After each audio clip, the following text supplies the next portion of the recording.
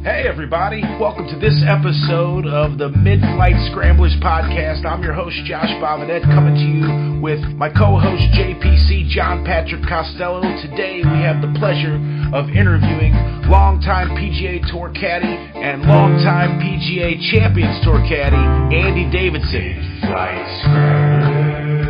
The Midflight Scramblers podcast brought to you by Phantom Mentor Digital, with the entertaining Andy Davidson coming up next.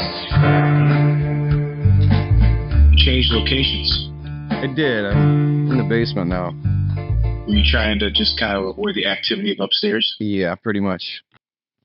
What up, guys? Hey, brother. How are you? How y'all doing? Doing great. Cool. Well, thank you for coming on with us, Andy. I got it.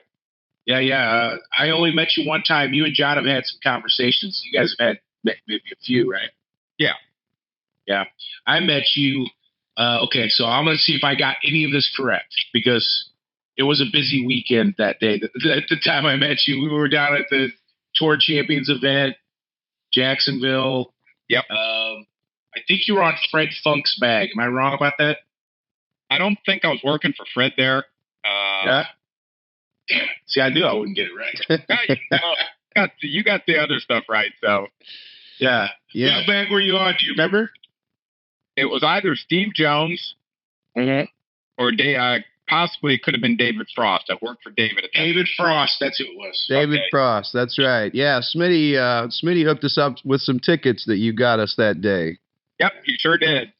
Yeah, I funked up the Frost. Nah, you're all right. Cool. Okay. So how's life lately? What's been going on with you? This is our off season. Yeah.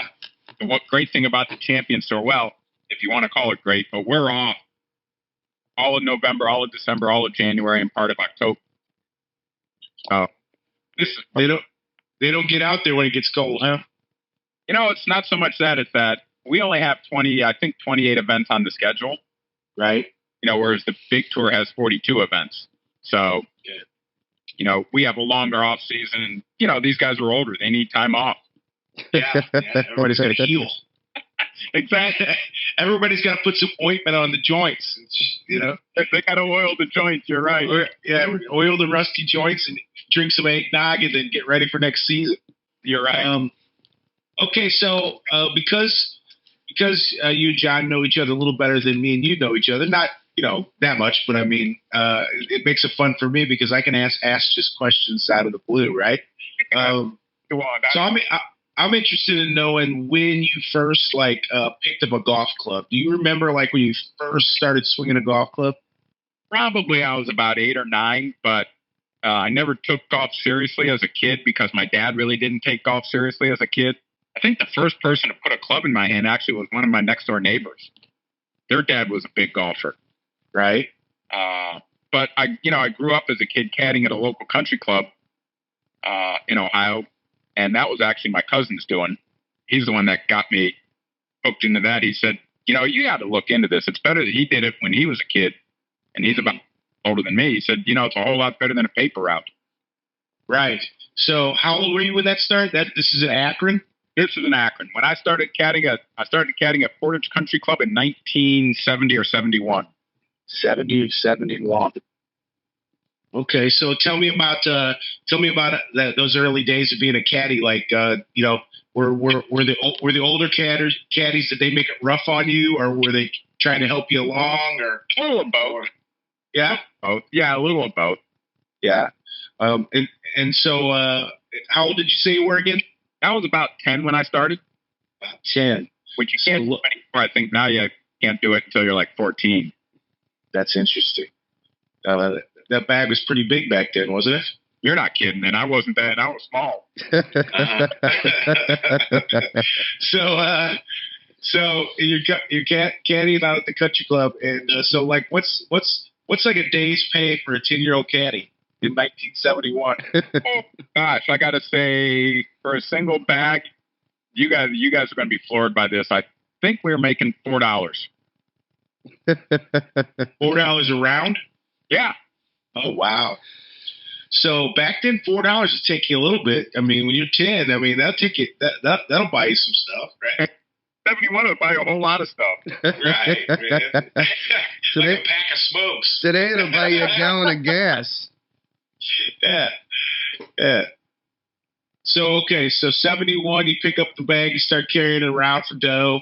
Okay, now at this point, you're not a golfer, though? You're not fooling around with the clubs? You know, I'm fooling around with the clubs, but that's about all it is. I never really took it serious. I never really had a lesson in my life at this point. It was just, you know, caddying was, the way I looked at it, you know, a way to make money in the summertime. Gotcha. And so now, when do you start playing? When do you start playing, like, seriously, or start thinking about becoming a better golfer? I would say I never really took it serious as far as playing because, like I said, I never had a lesson. Right. And the clubs that I used were an old set of my dad's clubs. That were actually halfway decent clubs back in the day. But I've got to ask, what were the clubs? First Flight. First Flight. I don't even think they exist anymore, but they made pretty good clubs. In fact, story goes that my dad won these off a local club pro in a gin game. That's how both guitars and golf clubs come into being, right? Gambling bets. Yeah, gambling bets. Absolutely. Okay, so now did you? I guess I'm asking a lot about being a player. Do you consider how do you consider yourself in terms of? I know you're a professional caddy. I mean, that is right. That there's a million stories to be told there. Right. And I did that. Well, when I started, you know, when I started caddying on tour, which is the summer of 1982, a lot of us back then, a large majority of us back then, were basically caddies that came out of the caddy yards. Back then we weren't wannabe players that, you know, didn't make it and decided to caddy instead. So basically, a lot of us basically grew up as caddies back then and came out of it.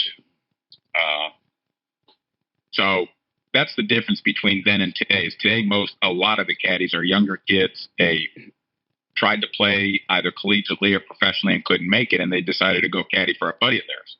Mm-hmm. My generation, a lot of us, don't get me wrong, not all of us, but a lot of us grew up in the caddy yards. And got it. So almost like the movie Caddyshack. I mean, not in the sense that movie goes off on all these tangents, but if you just think about the Caddyshack itself, right? All the caddies hang out and they're just waiting for a bag, right? Trying to make some money. That's where you started. Yeah, that's how a lot of us grew up. Okay. A lot of my era, I should say, grew up. So if you started on the tour in 82, that means you're pushing about 20, 22 years old by the time you get rolling on the tour. So let's talk about Akron high school years. You know, were you just caddying in the summer, getting out there, trying to make some dough? Yep, exactly. I mean, you know, in the summertime, I was making more money than any of my buddies. I was busting my ass. I was going 36 holes most of the days. Obviously once I got a little older and a little bigger, I was carrying double and I was going double 36. And I was coming home. I thought I was the richest kid in the world. You probably could afford like a 1973 station wagon or something. Yeah. Did you have a ride?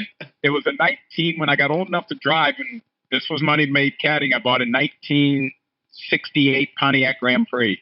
There you go. Nice. That thing could get up and move. I wish I still had it. Actually, it was a good car. Wow. My dad had when I was growing up, he had a 74 Grand Am, that Pontiac Grand Am. Man, that thing had like 454 or something in it. I don't know.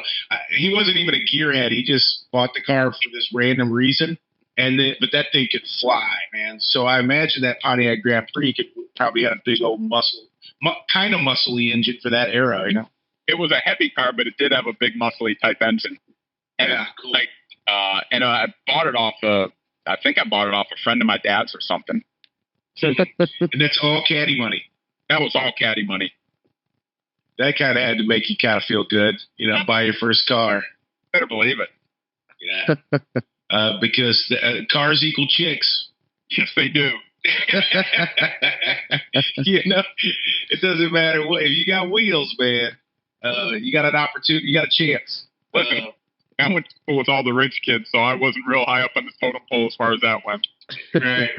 Yeah, the rich kids. I went to school with all the families of the kids that founded the rubber companies. Oh, wow. Okay. So that's like an Akron thing? They're the big-time rubber companies up in Ohio? Akron was the tire capital of the world. That's where all the tire companies were based. Goodyear, Firestone, Goodrich, General. Right down the road, Kelly Springfield was based there. So we had them all. Okay, I kind of knew about the tires, but like rubber, they had full rubber factories, like from scratch, making tires. Oh, you could smell throughout the city when the wind was blowing the right way. Where I lived is compared. Just the smell of rubber. Absolutely. Wow, that's crazy. Because I used to live near a paper mill out in Portland, man, and I tell you what, that stunk up. Like, well, no, I didn't live near it, but I mean, if you went down towards the Wright River and got heading towards Washington, man, that stinky paper mill would just catch you in the wrong times of day, and you're like, man, that might be the worst smell ever. But I imagine rubber factory smells pretty weird. It's not. It's about as bad as paper factories. That's not very pleasant, huh? Oh, it's not. So does everybody's dad work there? Like, I mean, so many of the kids, they have parents working there. Like the whole kind of community kind of ties into it, huh? It really did. No one in my family really worked at any of the rubber factories. But everyone knew people that worked at the rubber factories. And listen, back in the 70s, they were good jobs. Right. You know, but like the kids that I went to school with, their dads were the CEOs and the presidents and all that of the rubber factories, of the rubber companies. Right. And like, you know, the auto industry's booming in Detroit. You guys are booming in the tire industry. So totally makes sense. Yeah. Exactly. Yep. That's an interesting historical perspective. John, you got any thoughts? Yeah, I mean, the Firestone Country Club, right? I mean, is that kind of where you broke your stride, and was that a large deal for you? So when I was a kid, when I was growing up, Firestone didn't have caddies. Firestone was a cart course. Okay, it was basically a golf factory. They're running so many rounds through there, they just had them in carts and go. In fact, I can tell you a funny story about that in a minute. But my dad, you know, we've had professional tournaments at Firestone since like 1954. So my dad took me to my first tournament in somewhere around 1969 or 70. And I'll never forget, I don't know, 8 years old maybe. And the putting green at Firestone used to be over here, and the first tee used to be over here. And they would put up some ropes for the players to walk from the putting green to the first tee. I'm an 8-year-old kid. I'm just kind of wandering under the rope. I remember our own Palmer coming by and kind of tapping me on the shoulder and goes, "Excuse me, kid, I need to get to the tee." Artie. In the way. Nice way to put I was in the way. Yeah. A friendly Arnie tap on the shoulder, huh? Yep. And we'll be right back. Okay, guys, so today's episode is brought to you by Phantom Mentor Digital. Phantom Mentor Digital. Be visible with all things digital. Check them out at phantommentor.com. We also want to let you know about Phantom Mentor Digital's new show, Scrambler, which can be found on Amazon Prime Video. So go over and check that out. Here's a little clip for you. Welcome to the Corn Dunes Golf Course. I would like to welcome you all to the Corn Dunes Qualifier. The winner of today's tournament will get an automatic bid in the big banana. There's the anglers. I'm from the great state of Oklahoma, oil man by trade, lover by persistence, and golfer by anointment. The metal irons.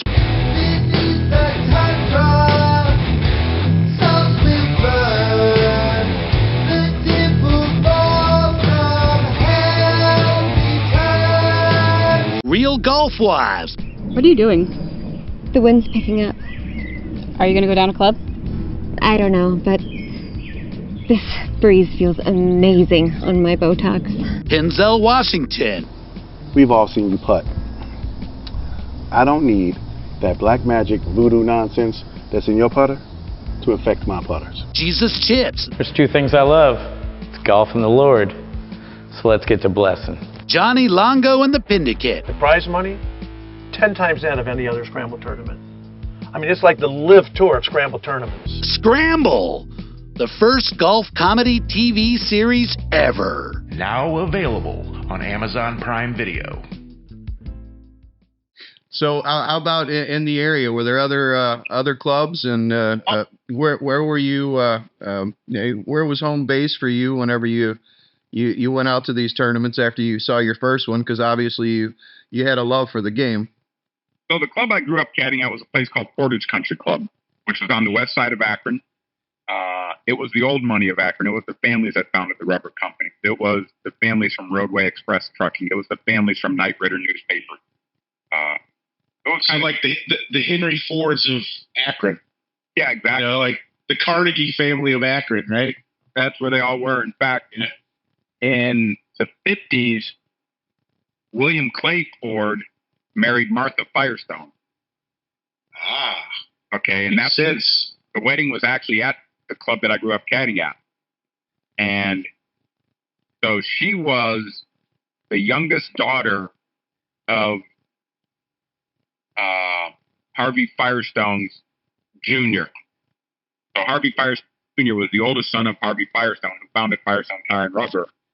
Martha Firestone was his granddaughter, and she was the youngest daughter of Harvey Jr. She actually owns the Detroit Lions these days. No shit. Well, that's crazy. He married William Clay Ford. Clay Ford some years ago, so the ownership transferred to her, and I think she's kind of transferred it to her daughter. She's still alive. She's like 96 or 97. Wow. And last I heard, 5. So it's kind of like one of those medieval arranged marriages where the two kings, like, the prince and the princess get together. I looked at it more as a merger. Yeah, that's what I'm saying. A merger of families. Like, you're going to marry my daughter. Why? Because you got tires and I got cars. Back, like, I'm not marrying her off to Pizza Hut. You know what I mean? Like, let's go. We got work to do, right? If you know anything about business and about the auto industry, until the Firestone 500 problem happened, which was, I guess, in the 80s, the only tires you ever saw in a Ford car were Firestones. Yes, makes sense. The monopoly was sealed at the wedding night. Sure was. Yeah, wow, that's great. Okay. You know, Akron was the type of town, we all knew all these people. It didn't matter who you were, how wealthy you were, or anything like that. Everyone got along. Everybody was running together. Like, town was kind of like united in a way. Well, no one really gave a shit. Well, I'm worth $1 billion. You know, what are you worth? And I'm worth $5. Well, I don't want to know about you then or anything. That didn't happen. It wasn't that way. In fact, later on in his life, I became pretty good friends with Raymond Firestone, who was the youngest son of Harvey Firestone Sr. He used to let me go fish on his property. He had 2,000 acres, and he used to let me go fish on it. 2,000 acres? Yeah. Was it a full day hike in and a full day hike out? Like, you could drive on into the lakes where the lakes were. Okay. So they had roads. I imagine the Firestones and the Fords have roads. Wherever they're at, there's roads. If not a road, you know, a pretty well-worn path. So you didn't have right. Right. So you're caddying through those years. Okay. So we get to about 18, 19, and you start to see a route to become a professional money-making caddy. At that point, I was going out. At that point, let's see, Firestone would have had the World Series of Golf every year, which when I was a kid was just the winner of the 4 majors. And then the field kept expanding, and they added more people to it and everything. But I kept going out there, and I said, you know what? I want to give that a try one summer. And I gave it a try in the summer of 82, went back, finished up school in 83, and then came back out for good in 84. So you say you finished up school, you finished your college at University of Akron. Yeah. Okay. And so you come back and you really go after about 83, 84. Right. So, but you're out there for the World Series of Golf just trying to get on a bag, or how's it work back there? The World Series of Golf, I just went to as a spectator. It was such a small field that it was. Oh yeah, everybody had somebody, right? Yeah, I mean, you only had, at the height of the World Series of Golf, I think you had maybe 30 players. So, but those were some top-notch guys out there, right? I mean, that's Arnold Palmer and all those guys, right? Trevino, Nicholas, all those guys, yeah. Wow. That must have been something. But I used to just go out as a fan to go to the tournament because it's such a good tournament to go to and so much fun. How many people were walking around those tournaments back then? Firestone drew really good crowds. The city supported the tournament really, really well. So Firestone was supposed to host the 1976 PGA National Championship. I don't remember what course was supposed to host the 75 PGA. But the course that was supposed to host it in 75 lost their greens like 2 weeks before the tournament. Oof. PGA's all in a panic. There's one course that they can call to host this, and that was Firestone. Because Firestone already had all the volunteers because the week before was the American Golf Classic, which that year they just happened to play on the other course across the street, the North Course. And then, you know, they've done so much stuff at Firestone that they've always had no problems getting all the volunteers, which is a big part of a professional tournament. So the PGA called up Firestone in a panic, said, listen, we need a favor. And this is big. They said, we need you to host the 75 PGA in like 2 weeks. And they said, good. And they did it, and actually Nicklaus ended up winning. Crazy. And I remember going out for that, too, to watch some of that. Now, and that led to them hosting it again the following year? No, they only hosted it in 75. 76, I think it went to the place that it was supposed to be in 75, but I don't know what course that was. They got those greens patched up. They had a year to do it. I think they should come work on our course. Those guys still around because we can use a little work over ours. Okay, so what's the first bag you get on, first PGA Tour bag? 1982, Memphis, Tennessee, at the Danny Thomas St. Jude Classic, a guy named Rocky Thompson, who turned out one of the great characters on the Champions Tour. So you saw him again down the road. Are you doing all those years, or just kind of like, you know, because when you get on somebody's bag like that, you're right out of the gate. It's kind of more of a chance thing, right? You're kind of right place, right time. Well, yeah. And when I started in 82, still had to qualify on Monday. It was only the top 60 that was exempt, not the top 125 like it is these days. Got it. You know, you can generally always go get a job on Monday. Right. Mm-hmm. Whoever, you were waiting for the qualifiers to come in. Right. And then hope that your guy qualified, or hope that a friend of yours qualified someone that already had a job and that he'd give you that bag. Right. So Andy, what's that feeling? You're getting out there, right? You're ready for it. You get on somebody's bag. What you get on Rocky's bag? What's the feeling, man? So, you know, pretty laid back earlier in the week, playing practice round and everything. And then Thursday rolls around, and I felt a little nerves, you know, first time. I felt a little nerves on Thursday. You know, don't want to screw up. I think he knew it was my first tournament.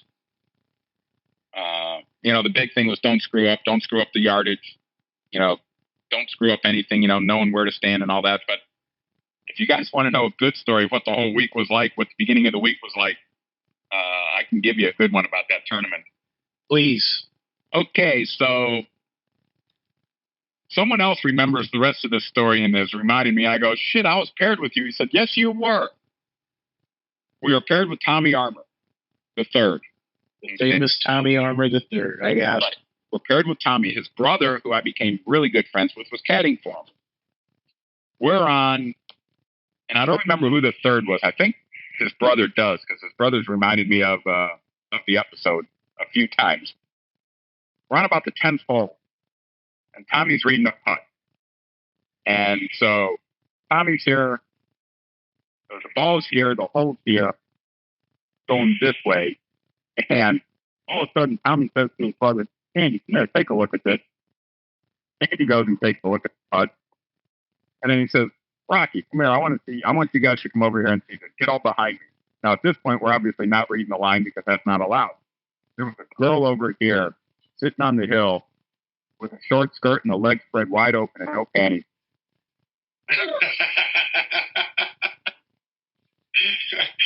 So this is during the practice round? No, this is tournament round. Tournament round. Okay. So this is on Thursday, Friday. What day is it? Thursday, first day.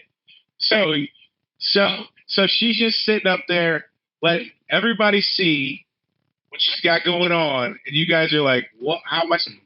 Is your guy having trouble hitting the ball at that point?" Well, Tommy was the one that had to make the putt, not us. So did he pace that one off several times, or what how did he handle that? Did he make the putt? Make it, I can tell you that. He did not make it. No, he had other stuff on his mind. Yeah. Pushed it past the hole about 6 yards. Yeah, exactly.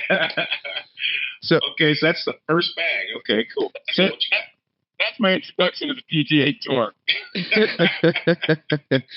So go back to that point a minute where the caddies couldn't read. Well, obviously we couldn't read someone else's greens. We could only read our own players' greens. Mm-hmm. But Tommy called us all in to see what he was looking at. Back then, the players were very dependent on themselves. They didn't ask for help much. Not much. Not back in the early 80s. Right. And especially from a kid whose first tournament. Well, that's what I was going to ask you earlier. You grab the bag the first day. Does he just say, "Grab my bag, kid, let's go"? Or does he say, "Hey, what's the yardage here?" Like, how much technical information is he asking for? Probably more on the approach than on reading greens, but just like on the hole itself. He still expected me to do the yardage. Right. And you really got to back him up in terms of making sure he's assessing things correctly. Right. And back then, yardage was a whole lot different because the sprinkler heads, we used the sprinkler heads for the distances and everything, and they weren't marked. You had to try and jump out off a tree or off a drain in the fairway or something like that, or the side of a bunker, because, now you go to a golf course, and as you know, since you guys play, you look on a sprinkler and there's a yardage on there. Well, back then, they didn't have that. Mm-hmm. Yeah, we're using range finders. Right. Yeah, we got our phones, GPS. Yeah, we got watches, we got phones, we got watches, we got things. Yeah. Okay. So prep for that real quick. So prep for that. It being your first tournament, what did you do to prepare to grab that bag? Did you go out, you write a bunch of notes, you got a journal in your back pocket, like obviously you didn't have an Apple phone to put everything in, right? So Rocky drives by in the parking lot. I'm just kind of standing in the parking lot on, I think, the Sunday before the tournament. And he drives by me and he says, "Hey, kid, who are you working for this week?" I said, "I don't have a job, but I'm looking." He says, "Good, you want to work for me?" I go, "Sure." So he tells me what the schedule is. He says, "Listen, I'm going over Monday. I got to do the U.S. Open qualifier." He says, "If you want, you can come and work for me at the U.S. Open qualifier too, right down the road." Okay, a chance to make extra money. So I did that. What's he kick you for that? Just the one day? Well, I think we were making, I want to say 175 for the week. I think he threw in maybe $100 for the one day. Okay, cool. Nice. So that was a huge payday. But well, that one day is 36 holes also. Right. In the blazing heat in Memphis. You're up and through Memphis, man. 101 degrees, right? It can't wear shorts. Oh, you wear like overalls? Like caddy overalls? Jeans. Okay. Jeans and a t-shirt. But so he said, "All right, I'm going to go over and play a practice round at the U.S. Open course." He says, "Why don't you go walk the course? And Tuesday we'll come back over on Monday, and then on Tuesday we'll come back over to the U.S. Open course and do the Open qualifier. And then Wednesday we'll be ready to go at Colonial Country Club in Memphis for the tournament." So that was a bit of a strange week because of the U.S. Open being built in there also. But basically Monday I went out and walked the golf course and took notes. Like John was saying, just wrote down notes in the yardage book that I bought. Make sure I could identify the sprinklers was the big thing I was taking the notes on and everything. And then Wednesday or Thursday, ready to go for the tournament. Okay, so I'm really thinking about the sprinklers. You know from the distance between them how to judge the distance. So most sprinklers are 30 yards apart. That's what I was getting at. So the math is basically, okay, I'm 4 sprinkler heads from here, 5 sprinkler heads from here. So I know I'm 150 yards out, that kind of thing. Well, somewhat. There was a guy that started doing yardage books in the late 70s. A guy named George Lucas used to caddy. Okay, so like a Thomas guy. You guys had it. I did not know this. There was a guy that created yardage books, and you guys would go off those yardage books. We'd buy the yardage book from him. Got it. I think back then they were $7, maybe $6, and we'd buy it from him.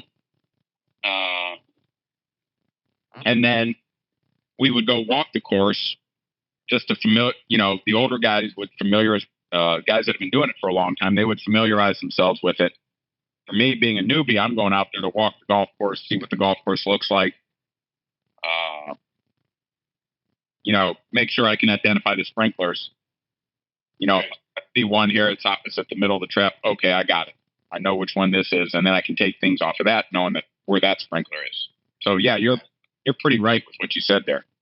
Well, I mean, I am speculating because, I've probably played golf seriously. Well, what do you mean by seriously? But like a dedicated, playing couple times a week, a few times a month, whatever, since about summer of 2019, Oh, wow. So my, and I went from, I was shooting about 100 when I started. Now I'm shooting about 82, something like that. So yeah, I'm really excited. For me, it's just like, but I've never lived in a world where I had to like judge yardage that way or knew about yardage books. I mean, at this point, I'm like, well, I've got the bug completely. We made John probably told you about our show Scrambler, right? Oh, yeah. Yeah. So we made that, and I had to learn how to play golf. I mean, I knew some. I played a little, but I mean, it was really just borrowed clubs, whack in the woods, have some beers, and that was it, right? Right. But with my college buddies or whatever we were doing, But you think you're a good athlete, so you think you're going to be good at golf. Well, you're just not. You're not. It's like, that baseball swing isn't working out here, man. No. So now that I understand the game, but I never had an era where I had to like judge yardage the way you're telling me. It's very interesting historical perspective. So even at about the late 80s, when we were still playing Pebble, when we were playing Pebble Beach, and that's a 3-course rotation of Pebble. At the time, it was Pebble, Cypress Point, and Spyglass. Wow. Cypress is ultra private. They have about 100 members. Right. Now, I think the last year we played Cypress was probably around maybe 89, 90, somewhere around there, and it just got to the point where they didn't want us anymore. Okay, I get it. Yeah. Please find somewhere else. Yeah, exactly. To this day, Cypress Point does not have markings on their sprinkler. To this day. I mean, it was always the hardest course on tour to get the right sprinkler. And I remember I started caddying for Bobby Watkins in I started towards the end of 85, full-time with him at the beginning of 86. And I remember playing a practice round there with Bobby, or working for Bobby. We were playing with his brother Lanny. Lanny's caddy out on tour for a long time, and Lanny's caddy showed me, all right, pay attention to me. I'm going to teach you how to caddy these courses because it's different. The sprinklers aren't marked. There's 1,000 things in the middle of the fairways, all kinds of sprinklers and drains and all this kind of stuff.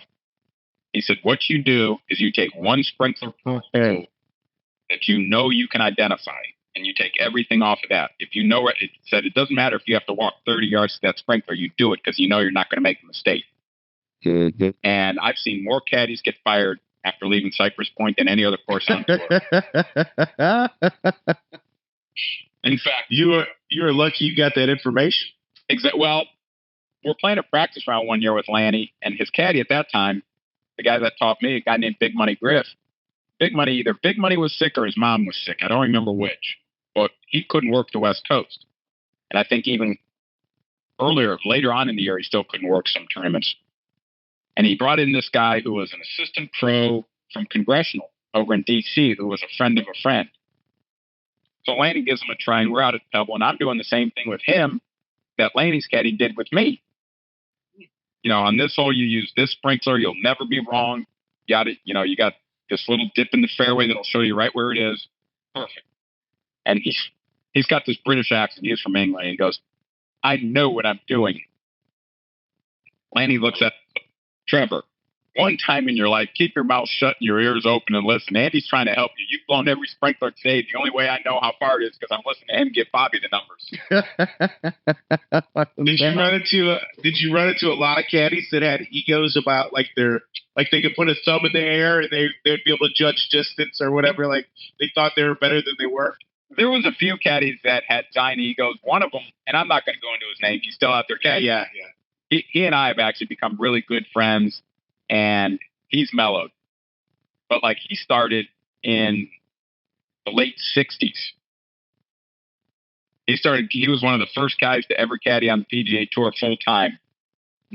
And he had a giant ego at time, but he's kind of come down. We've become really good friends. And he's actually become a really good guy.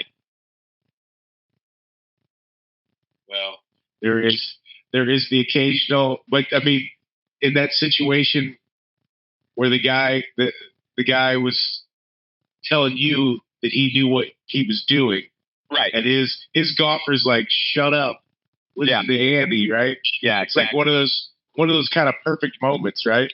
You know, it made me feel pretty good because I know what Big Money Griff taught me was right, and I'm just paying it forward. And basically, I think the only reason I did it was because I had to spend so much time around Lanny because I'm caddying for his brother. Right. That, so I kind of felt like I had to do it because I was, Bobby and Lanny were about as close as two brothers could be when it came to professional sports. I mean, they were each other's biggest cheering section. Interesting. And we every practice round together on Tuesday. So you didn't mind helping Lanny at all? Lanny is an interesting person. I get along with him very well. I know him better than a lot of people do just because I've been around him so much. We used to play every practice round together. But now you talk about someone with an ego.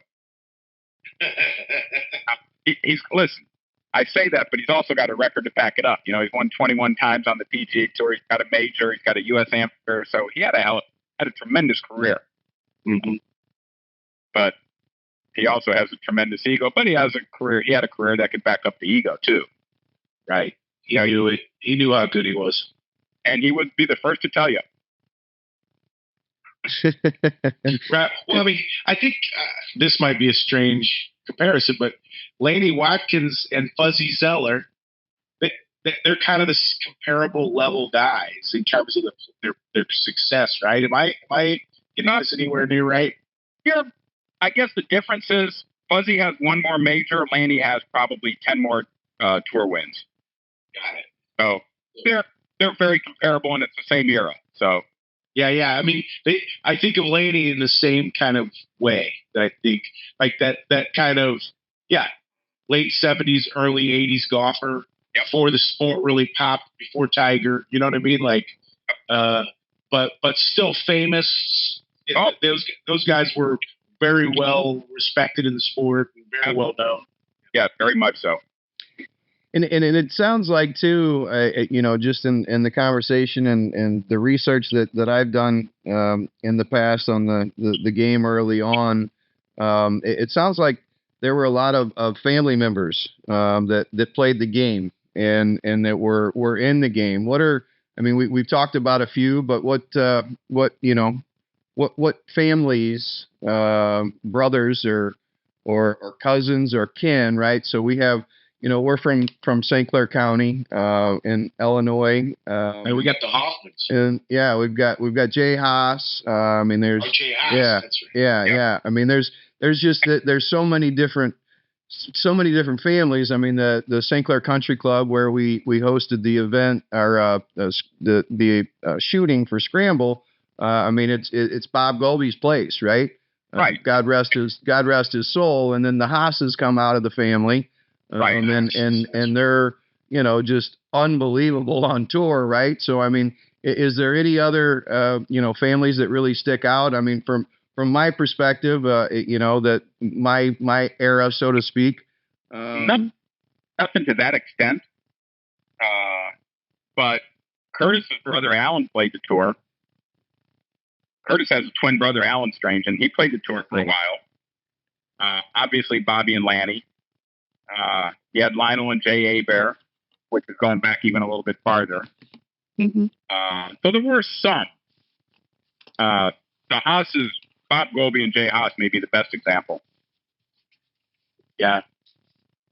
It's just an interesting dynamic. You know, we've been blessed to play St. Clair so many times. I was a member out there a couple of years ago, but moved out from there, and it's just always, you know, I mean, it's just interesting to me whenever you walk through that clubhouse to have family members with trophies on every wall. You know, it's just really cool.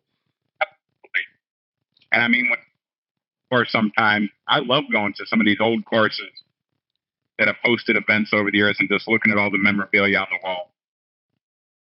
Well, that was the thing I noticed about what you were talking about. The courses you were mentioning they're golf lore. I mean, like, those are courses I'll never play in my life, probably, right? And you're at all of them. You've been at all of them, you know? People have made more money than me doing this. I'm not sure anyone's had more fun. Right. I've been very fortunate. I don't take things for granted. I treat Pebble Beach, you know, the seniors go back to Pebble Beach every year in September for the first tee open. And I've been going there. I've been lucky. I've been going there for 40 some years. Okay. But I treat the week the same every single year. You know, I'll go to the Pebble Beach Market. I'll get a sandwich, something to drink. I'll take a drive around 17-mile drive. I'll stop and find a picnic table, and I'll sit out there and eat the sandwich and just admire the scenery. And, you know, I never know when it's going to be my last time around Pebble Beach, so I always do that. And I always appreciate the beauty of places like that. You never know when it's going to be the last one. Yeah. Andy, that's awesome, man.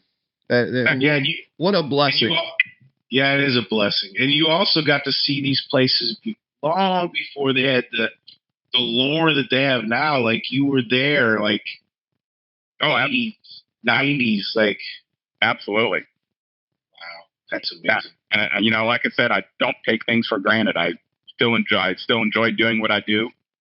I still enjoy going to the cities I go to. I've made friends. I think the best part about this job is I've made friends all over the country. And right. I enjoy going back to some of those cities and seeing people that I've known for 30, 40 years. That's got to be amazing, just to talk about the stories and talk about the past and you know what. So obviously the States. Have you been abroad? Have you done anything overseas? I've been to the British and the senior British in England and Scotland. I've been to Morocco, Canada, Mexico, Dominican Republic, Puerto Rico, Japan. So yeah, I've been overseas a little bit. Yeah, sounds like it. Yeah, that's a little bit, Andy. Spent a lot of time in Hawaii too over the years. That counts as well. Overseas, you have to go overseas to get there. You ever tried to walk to Hawaii? Not easy. And you can't drive, and it's hard to drive there too. Yeah, that's right. Last guy that tried to drive there drowned, surprisingly. All right. Drive there. So what would you say, not to be rude to anybody in particular, but what maybe was your favorite bag that you ever wore on the PGA Tour? Good question. I usually say it's the person I'm working for right now. Good answer. That's why Good answer, Andy. Not to offend anybody, but, you know, if you had to pick one. Can I give you three? Yes, three would be perfect. Steve Jones, who I'm currently caddying for now, absolute class act. I've worked quite a bit the last X amount of years for Corey Pavin. Oh, yeah. Corey, you got to really appreciate Corey. He's a smart ass. Yeah. Okay, but he's a great guy, and he and I have become good friends over the years, and I've worked quite a bit for him. The other one I'd say, and the guy just passed away a few years ago, is a guy named Bruce Litsky. And Bruce, Bobby were college roommates at Houston together. So our Tuesday practice round was always Bobby, Lanny, and Bruce Litsky. And Bruce and about 81 started cutting back his schedule way back to like he was only playing 14, 15 tournaments a year. And he didn't want to employ a full-time caddy. So I got a lot of work in there just because from being around him on the Tuesdays with Bobby. And Bruce was great to work for from the simple fact that he was a great guy, tremendous player, and I always got my pockets full of cash working for him. Took care of you, huh? Well, no, he was just such a great player. I always finished in the top. So he's always a top 10 guy. He didn't have like these like he gets cut 3 times in a row and then he finally makes one. He was always right there consistent. That's with Bruce Litsky. It was more like close to the top of the leaderboard than missed cut. Wow, that's great. I will say I spent 10 years with Bobby Watkins, and Bobby was tough, but all the guys back in that era were because there weren't that many of us. Right. So they're all tough on us. Bobby, since he's retired, has treated very well. We play a senior event in Richmond. It was one of the Charles Schwab Cup playoffs. Bobby's best friend built a course in Richmond called Kinloch, which is very high-end private, really nice place. And Bobby's let me play it a few times and got done one time playing it. And I go into the pro shop and there's Bobby and his son, who I remember babysitting for when he was an infant. And I said, "Wow, thank you, man. I appreciate it. That was a treat to play." He said, "Andrew, you spent 10 years with me. You have a tea time here whenever you want." Wow. Oh, I think. Was he saying because you put up with him? Yeah. But so he kind of appreciates, later on in life, he appreciates what I did for him back then and everything. So. Right. He was in the heat of the competition back there. He was a killer. Oh, my God. Like I said, they all were. If you watch all those guys, they weren't afraid to show their emotions. Yeah. Good and bad. You look at today's golfers, they look like you got 30 guys on the leaderboard. You got 30 robots that all look the same. Yep. They're playing the same kind of, and they keep it all in lockdown. There's very little emotion. Go up Adler or Lanny or Curtis or one of those guys, how fast they flip a club back that way or buried in the ground. Yeah. He got pissed off and just in the lake it went. So absolutely. That's great. There's always great stories about clubs going into lakes. We just did a podcast with Jay Delsing. I don't know if you're familiar with him at all. I know Jay very well. Okay, great. Yeah, because he was Corey Pavement's college teammate. They were All-Americans together at UCLA, and so he's got some good stories about Corey Pavement. So I thought it was interesting that you mentioned Corey Pavement. Because growing up, Corey Pavement was one of my favorite golfers. You know what I mean? Really, really great player. Well, little guy, great iron player. Just a great player. Yeah. So the difference, I think, between today's players and guys like Corey is today's players are really good at hitting the golf ball. Corey Pavin is really good at playing golf and getting the ball in the hole. Right. He's a scorer. He can score. I have friends that somehow their score is always lower. And they didn't play that much better than you, right? They always put the ball in more than you remember them doing it. And there they are, beating you at the end of the day. Corey Pavin sounds like one of those guys. At the extreme level we're discussing. Yep, he absolutely was. Wow, that's great. In fact, Corey and Jay were such good friends that Corey caddied for Jay 1 year at Q School. Really? Yeah. John, you better ask Jay about that. We'll ask about the time Corey Pavin caddied for him at Q School. Yeah, he is just a wonderful guy. He plays in the Ascension tournament over here. Every year we've been very blessed to get to know him lately. We once we released Scramble on Amazon Prime, we had some talks with him and Danny Mac and just the stories and I just again going back to this conversation, right? Like the biggest thing in doing all of this is learning the history on where it was and where we are today, right? Whether it be the Corey Pavins or I graduated high school in 93, right? So Tiger came on the scene, 89, 90, something like that. And for different generations to idolize somebody and who's the next generation going to idolize? These guys are hitting the gym every day. I always go back to the couple of the pictures that I just so admire with the older generation. They're smoking digs on the tee and there's a scotch close, right? But they're still shooting the same scores. Well, I mean, and you look back in my era and everything, and all the guys on tour, all the players that smoked, and I mean, they're puffing and puffing down the fairways, and today's players look at that and go, what are these guys doing? Well, guess what? Yeah. Guess what? You still couldn't beat them. Right? That's exactly right. Guys today are protein bars and oat milk latte, whatever, like smoothies. So let me tell you where it was. So when we used to play, and obviously they still do play it at Mirfield Village, Jack's tournament, you come off number 9, there's a halfway house there, and we could go get whatever we wanted there for us or the player. We'd caddy the hole. We'd give them the driver. They'd go back this way to the tee. We'd stop at the halfway house, get something, and then walk up the hill, to the 10th fairway. Here was Bobby Watkins' order every day: a Coke and a Snickers. And he said, and if I'm low on cigarettes, give me a pack of cigarettes too. Pack of smokes, a Snickers, and a Coke. That was his order at the halfway house. Okay, that is amazing. Okay, so a couple things that stand out to me is, I think it was about 90-91 that John Daly comes out of nowhere to win the Open. Mm-hmm. So where are you at that point in your career? That was the PGA. Right, PGA. That's right, the PGA. Right. Yeah. So where are you at in your career at that point? At that tournament, caddying that. Do you remember whose bag you're on for that? Bobby's. No, Bobby Watkins. Bobby Watkins. That's right. Yep. So let's see. So when does Tiger make his impact?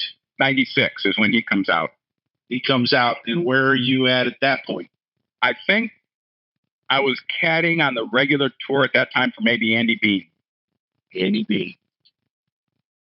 Okay, so now the game basically changes right in that era, wouldn't you say? Yes. So I mean, in terms of the money, in terms of the notoriety, in terms of how your career is going to shape up from there, right? Right. Okay, so tell me about that era. Tell me what your thoughts are on that era.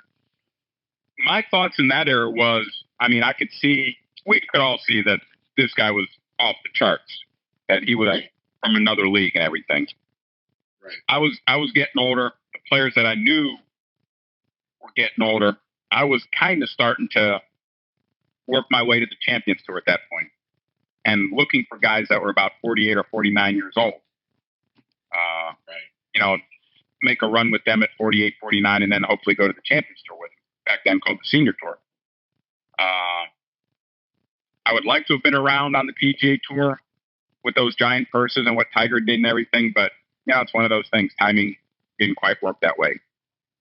Right. Your timing worked out really interesting, though. I mean, the money, not so much when it comes to like the changes in those purses, that changes of that era, right?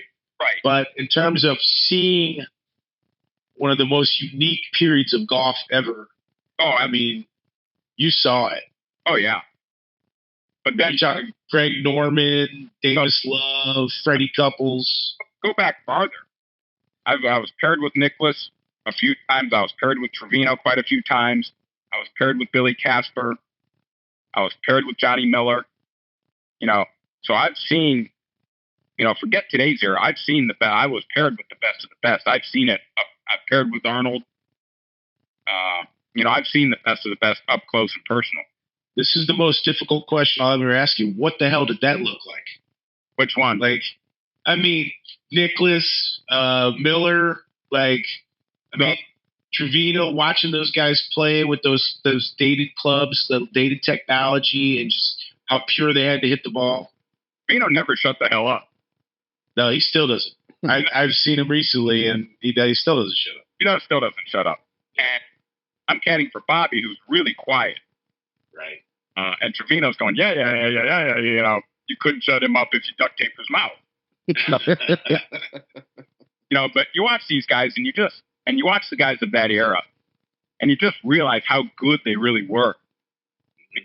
like you mentioned, the equipment. Well, the equipment, and if someone that really knew golf and equipment and looked at that equipment and go, Jesus Christ, how the hell did these guys hit the ball with that stuff? You know, I look at the golfers of that area. You ought to look at how big their forearms are, because the equipment was so heavy. And now they've got these super lightweight shafts that these guys are using to generate all this club head speed. Well, back then you couldn't generate the club head speed because the balls were obviously not as good as today. And if you miss hit it by about a quarter of an inch, going 100 yards offline. But it was more about precision and putting it in play. And the equipment was so heavy and so bad compared to today. That's made a huge difference. But you look at Greg Norman, and I'll still say it's the greatest driver of the golf ball I've ever seen. Yeah. Oh, absolutely. I'll say that till the day they plant my ass in the grave. So Andy, that begs the question: what was the weight of a bag then, and what is the weight of a bag today? 40 to 50. Okay. And I don't think it's changed too much because I actually went and worked a few weeks. I actually worked 13 weeks on the Corn Ferry Tour this year, and the kid that I was working for had a staff bag, and it was as heavy as they were back in the day. So I don't really think the weight of the bag has changed. I think it's pushing 50 pounds. That helps when I try to get on a flight just to measure it. So going back to Greg Norman, was it the ball striking?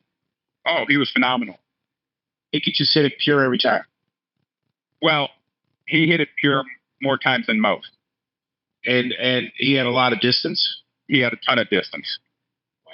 And he drove it great. Now, Norman, obviously we know, had issues on Sundays and majors a lot of times, but yes, he did. Yes, but he put himself there more times than anyone else too.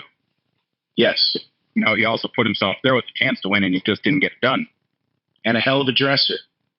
He had some nice clothes, nice shirts. I wasn't a fan of his shirts. No, I'm joking. They were loud and proud and crazy.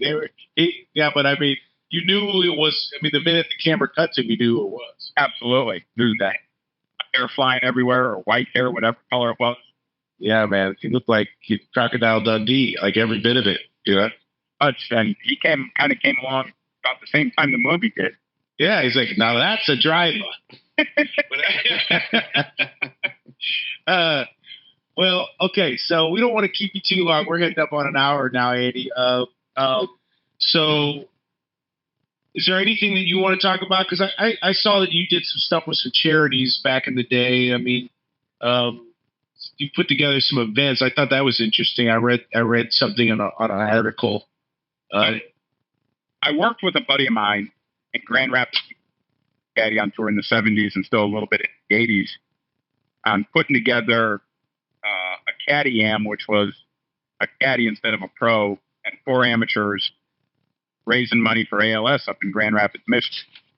A lot of this happened because of Bruce Edwards, Tom Watson's longtime caddy, passing away of ALS. So we did this for about 4 years, and it was pretty successful. We did a pretty good job of raising money. There were some issues with the local ALS chapter, I think is kind of where we stopped. But nonetheless, we still had about 4 pretty successful years with that. The big thing I tried to do with charity, and I help out with numerous charities. I'll get them, they'll call me up and try and get something from me. So I'll get them like a flag from a major signed by the winner and everything, and they put that up at auction. There was a charity in Iowa City that I used to help out a lot called the Give Foundation. It stands for Golf for Injured Veterans Everywhere. And what Give would do is they would take injured veterans out of the VA in about 3 or 4 different cities in the Iowa City area. And they would hook them up with local club pros. Mm-hmm. These local club pros would teach these injured veterans golf. Now, I met some of these veterans and everything. Now, I did an event in Des Moines at the senior event. They came over. We brought about 30 of them over to the senior event in Des Moines one day and had about a half a dozen pros working with these guys on the range and talking to them and all, giving a little speech and all that kind of stuff.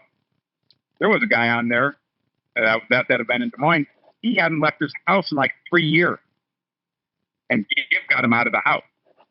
Wow. So Gibbs did a lot of work, and I've done a lot of stuff with them. The event in Des Moines was my doing. I always got them flags from the 4 majors every year from the winners, signed by the winners, and they would auction that off. And then the one big thing I tried to do, which didn't happen, one thing about this job is the people that you get to meet. And I've been very fortunate with the people I've met. I've met some rock stars, become really good friends with them. One of them I became really good friends with was a gentleman named Paul Barrere. Paul was the lead guitarist and lead vocalist for the band Little Feat.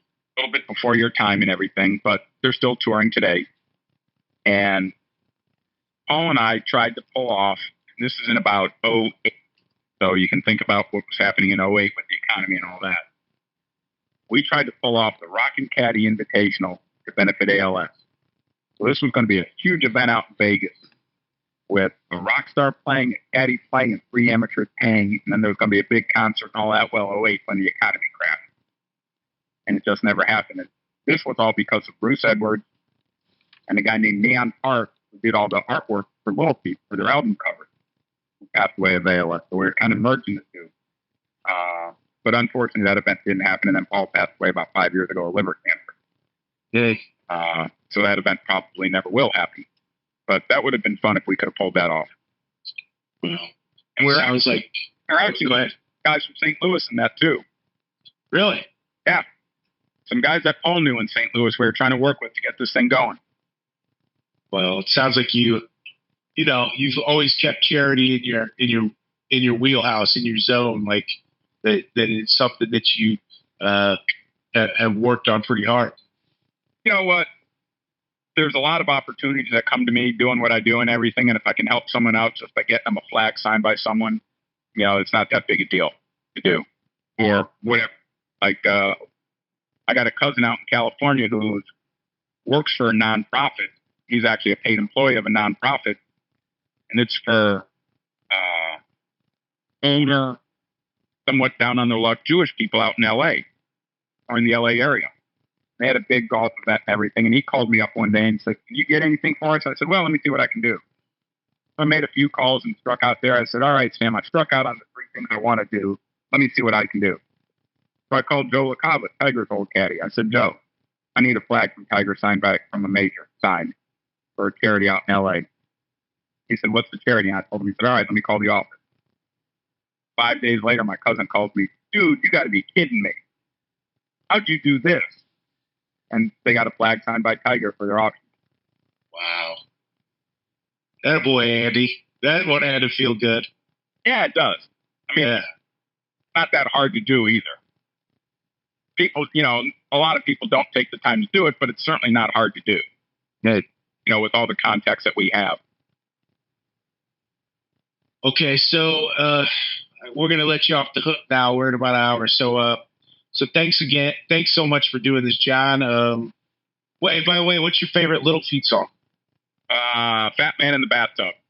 Fat Man in the Bathtub. Okay. I'm gonna have to listen to that one right after this show. I'll probably play it as the going out music when we cut this thing together.